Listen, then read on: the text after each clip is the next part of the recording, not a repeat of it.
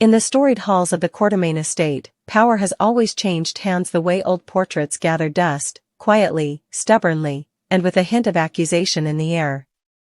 On the afternoon that Michael returned to the mansion determined to reverse a sale that should never have been set in motion, the house felt like a witness. Floorboards murmured. Chandeliers held their breath. Even the gilded frames along the corridor seemed to lean in for the verdict.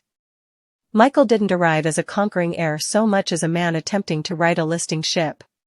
He came with a simple thesis: if the obstacle was money, he would overwhelm it; if the obstacle was pride, he would respect it; and if the obstacle was fear, he would name it. The first test collapsed quickly. Money was not the point. Ronnie stood in the center of that grand, watchful room as if she had been mistaken for a pillar and decided to stay still enough to complete the illusion. She insisted the sale would stand, that Drew's offer, already accepted, would proceed to closing. She sounded firm, but her hands betrayed the strain, curling and uncurling like small fists against a tide. The tone was business, the eyes were elsewhere. Michael saw it. The house saw it. Something had taken root beneath the neat language of contracts and countersigns. He pressed gently, as one might probe the edges of a bruise. The response was a flinch, brief, unguarded, then the tidy facade fell back into place. It was never about price. It was about pressure. Ronnie did not say who had applied it or what, precisely, had been threatened. She did not disclose how long the leverage had been building, or why Drew's name sat at the center of that pressure like a weight on a calendar. She simply allowed a truth to slip out between careful sentences. She was already too far inside the machinery to climb out cleanly. The sale to Drew was not a negotiation, it was her lifeline to a quiet end. To admit more would be to pull the alarm. When Drew arrived with Martin at his shoulder, the emotional geometry of the room shifted. Where Michael carried the warmth of an heir pleading for legacy, Drew brought the brisk, clinical confidence of a man who trusts signatures more than sentiments. Martin, as ever, seemed to move on a fractionally different timetable than everyone else, noticing things before they happened and regretting nothing once they did. Papers were presented. Voices lowered. Pens appeared like instruments in an operating theater, precise, functional, gleaming under two bright lights. Drew signed first, the way one does when convinced that the rest of the play has already been rehearsed to completion. He signed like a man who believes a door is opening, not realizing it might be the wrong door entirely. Ronnie hesitated. It was only a heartbeat's delay, but in that heartbeat the house found its voice again and whispered caution. The fragile calm returned. She steadied, redirected, and pretended not to notice the way the air thinned. Drew finished. The journey of ink across the page seemed to declare the inevitable. The Quartermain mansion, that fortress of memory, would have a new legal master. All that remained was Ronnie's final signature, a simple repetition on a second set, as if ceremony could anesthetize consequence.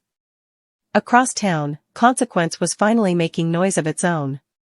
Lulu, surrounded by boxes that should have contained the soft chaos of domestic life, half-remembered toys, photo albums, the odd lamp that no one admits to owning, found herself kneeling before a different kind of archive.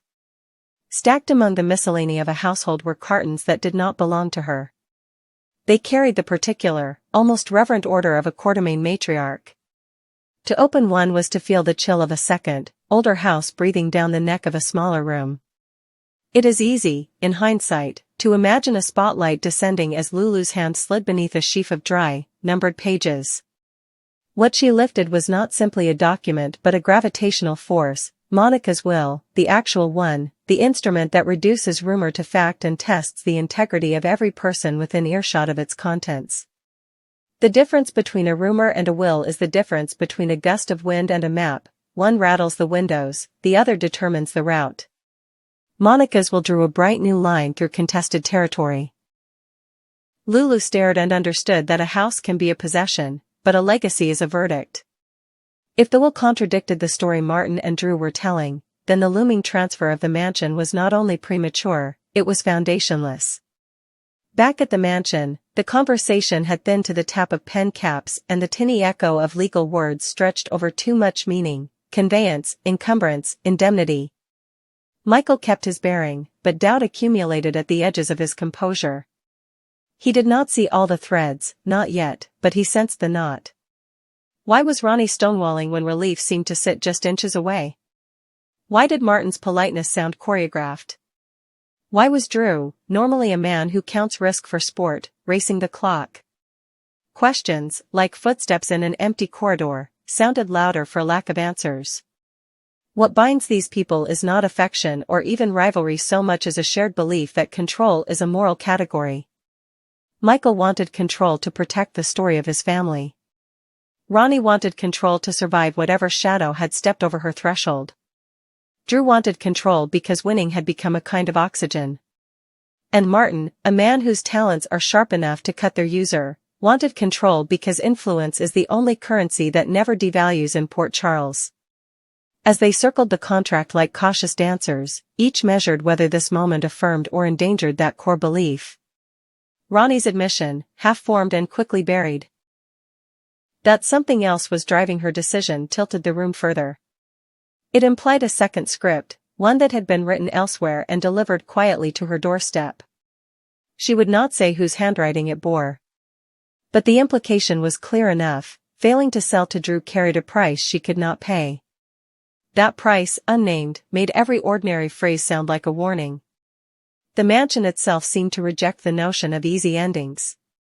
For decades, its architecture had adapted to generational ambitions, adding rooms for triumph and closets for shame. It had outlasted battles of will and episodes of grace.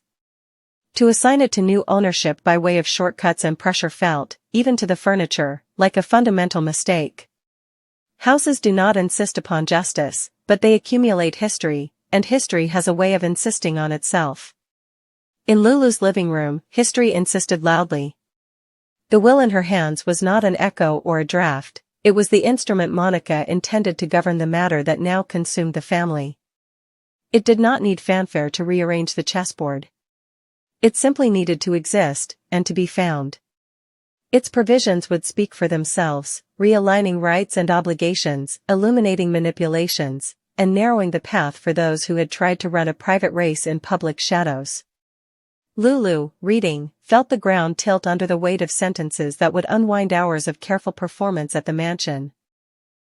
As she turned each page, the pages turned a key. What followed was less a sprint than a tightening coil. Tracy, never one to trust that the universe will correct itself without help, had already determined to appear on the stage at the precise moment when a decisive voice could alter the finale. She understood, perhaps better than anyone, that institutions must be defended in gestures that are both symbolic and real: a toast, a counteroffer, a legal notice hand-delivered with silent fury. The spoilers, those mischievous road signs placed along the highway of rumor, suggested she was preparing to close on Drew's deal as if sealing a tomb.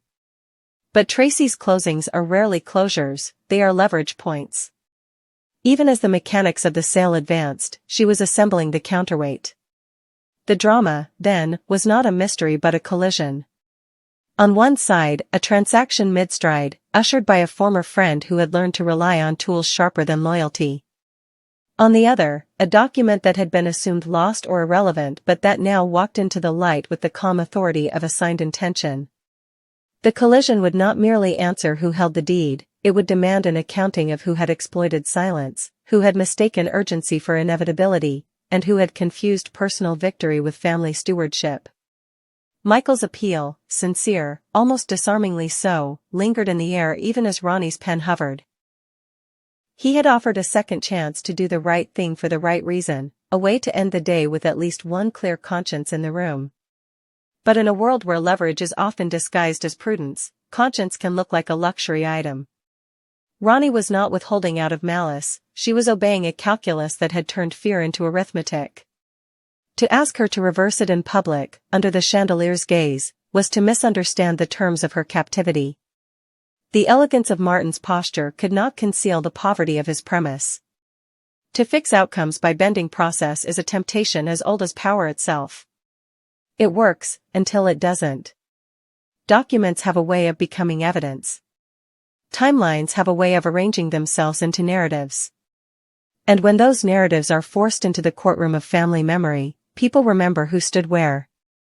Martin's brilliance lies in choosing moments that look permanent, his flaw lies in underestimating how quickly permanence can become an exhibit. Drew's certainty, meanwhile, carried its own paradox. He had stepped into the breach as a man who believes that speed and decisiveness signal strength. And in many arenas, they do. But the Quartermaine mansion is not a startup to be acquired, it is a monument to choices made over decades, with all the sentiment and stubbornness implied by that history. It asks for patience not because it enjoys the torment of its suitors but because it knows what happens when people try to possess a legacy instead of serving it. In that light, Drew's momentum looked less like leadership and more like impatience wearing a suit. The day's end approached with a taut quiet. Signatures lay drying. Michael's plea remained unanswered in any formal sense. Ronnie's silence had hardened into the sound of a door bolted from the inside. Martin's smile did not move. And somewhere a phone vibrated with the message that would carry Lulu's discovery toward the people most endangered by it. The house returned to its watch, as if aware that it might wake tomorrow in a legal fog with a moral lighthouse suddenly burning at full strength. What comes next will be less about the deed and more about the reckoning. Monica's will does not merely interrupt a sale, it interrogates it. It will ask whether consent was genuine, whether influence was undue, whether haste was a strategy or a confession. It will give Tracy the footing she requires to plant her flag and demand answers in a tone that brooks no refusal. It will offer Michael a position from which generosity can be matched with evidence. It will leave Ronnie with a choice between the quiet prison of complicity and the noisy refuge of truth. It will compel Drew and Martin to defend not only their outcome but their method. By the time the sun touches the long eastern windows again, the Quartermaine mansion will still be standing, as it always does after storms that were once described as unprecedented and then promptly repeated.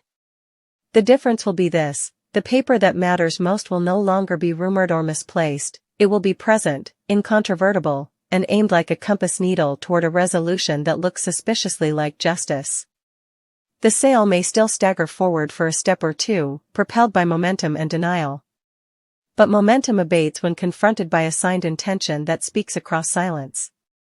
And denial dissolves under the practical glare of a matriarch who planned for exactly this kind of day. In Port Charles, nothing ends neatly, but some endings are at least correct.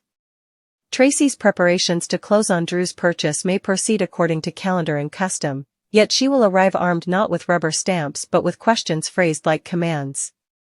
She will demand to see the true hierarchy of documents. She will wedge open whatever doors were shut by fear. She will remind the room, gently, if politeness is productive, sharply, if not, that a family's home cannot be traded as if it were merely another address. And if anyone forgets, the walls will help her remember. The house has learned to favor the stubborn and the honest. It rewards endurance. It survives transactions by exposing motives. So the story narrows to its crux. A signature waiting to be repeated, a will waiting to be recognized, a family waiting to see whether power will be exercised as custody or conquest. In that narrowing, each character will be forced to make the decision they have postponed under the pretense of process. Michael must decide whether to keep pleading or to start insisting. Ronnie must decide whether to preserve a secret or to reclaim a spine. Drew must decide whether to accept a pause in the name of propriety or to press on and risk winning the wrong prize. Martin must decide whether to retreat before the tide or to bet that paper can be out-argued by performance. The Quartermaine mansion will not decide for them, but it will remember. And in that memory, choices become reputations. Monica's will, unearthed at precisely the moment when erasure seemed to be winning, will place a steady hand on the scales. The result will not be tidy, but it will be true enough to endure. In a town where the past is never really past, that is the only kind of victory that lasts. Stay tuned, not for spectacle alone, but for the careful restoration of order in a house that knows the difference between a sale and a surrender.